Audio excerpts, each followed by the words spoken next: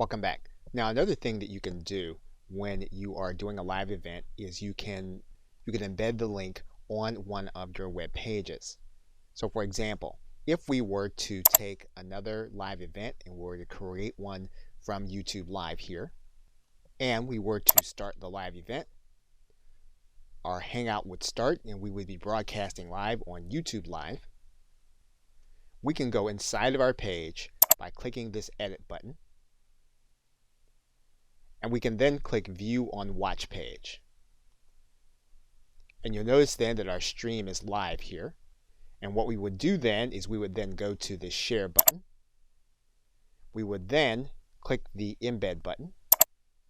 We can then take care of the embed options, grab the code, and then head to our website. And of course, we're just using WordPress as an example. You can use the site builder that you find most helpful.